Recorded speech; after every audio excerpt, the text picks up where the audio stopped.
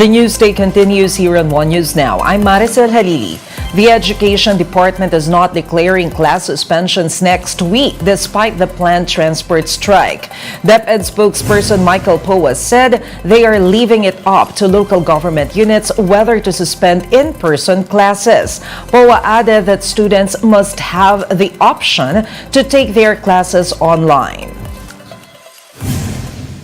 Mga LGUs have the authority to suspend classes in their own jurisdictions. Pero dito po sa DepEd, wala po tayong suspension of physical classes. Para po dun sa mga learners natin na may hirapan to attend physical classes because of this transport strike, ang mangyari po ay we will be implementing yung ating ADMs or alternative delivery modes.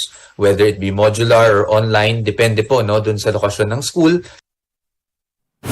For its part, the MMDA is asking for an inventory of transportation assets from each LGU in Metro Manila, which can be used for free rides. Meanwhile, there's no word yet if the number coding scheme will be suspended next week. Depende po sa sitwasyon. Sabi naman po sa amin ng Magnificent Seven o ang transport organization na may 7 malaking transport groups na hindi po sila sasali po sa transport strike. Sinabi rin po ng mga mayors kahapon na marami ring transport groups sa kanilang LGUs na hindi lalahok po sa transport strike. Dahil dito magde-deploy yung MMDA at LGUs ng mga sasakyan, depende po sa sitwasyon ng bawat lugar. The Bangko Sentral ng Pilipinas has launched its Paleng QRPH program with Metro Manila's first cashless public market in Pasig. Shaila Francisco with the details.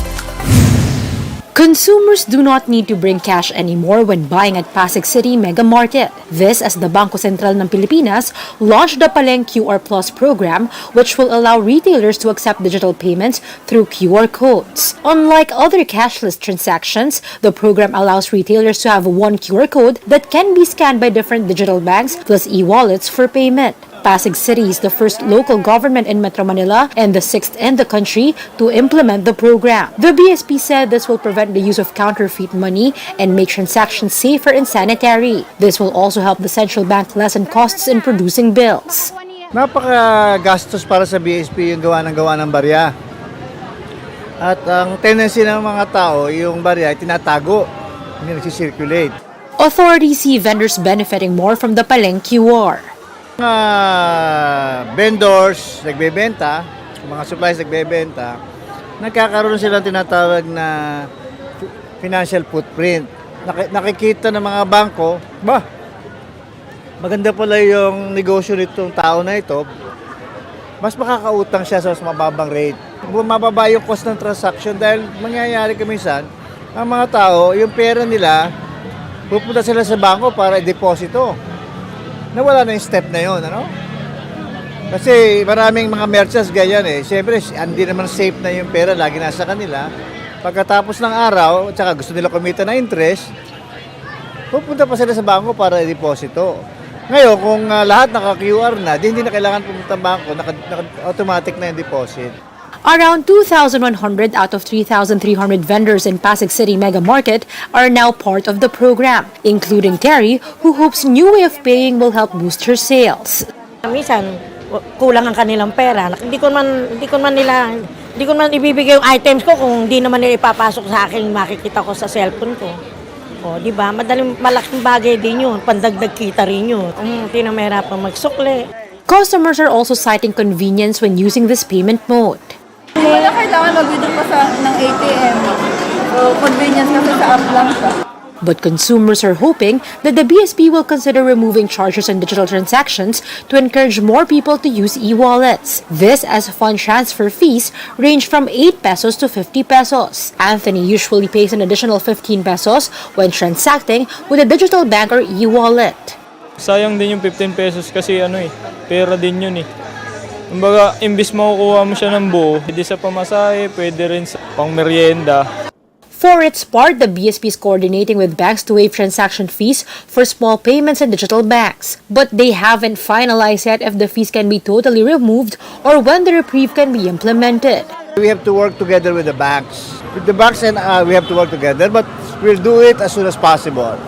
For now, BSP is optimistic that the launch of Paleng QR and the planned wave fees will help them achieve the target to migrate half of retail payments to digital. They also aim to have 70% of Filipinos on board the formal financial system before 2023 ends. Shaila Francisco, we are One News. We'll be back with more stories after the break. Keep it here on One News.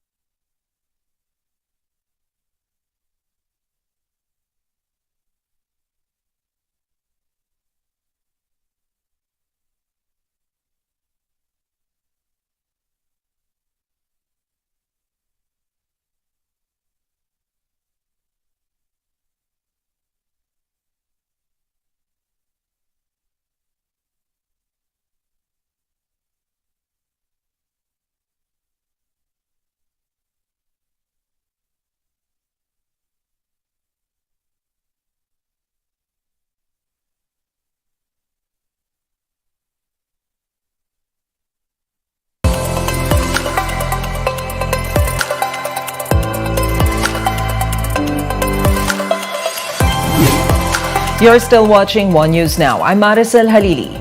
One study shows that over half of the world's population will be overweight or obese by 2035 if no significant preventive action is done. The World Obesity Federation's 2023 Atlas predicts that more than 4 billion people will be obese or overweight within the next 12 years. Obesity rates are also found to be more prevalent among children and in lower income countries. The World Obesity Federation said that policymakers need to act now to prevent the situation from getting worse. The economic cost of this health crisis is also estimated at $4 trillion annually, or about 3% of global GDP. Meanwhile, Mexico turns to pedal desks in a bid to combat obesity. A recent study revealed that obesity cases are continuously rising among Mexican children aged 11 and under. This prompted a school just outside the city of Monterrey to roll out sleek new desks rigged with bicycle pedals. The bike desks aim to help students power through their classwork while simultaneously burning calories through light exercise. And those are the top stories of the hour. Join us later at 10:45 a.m. as we continue to monitor the day's biggest stories. I'm Maricel Halili. We are One News.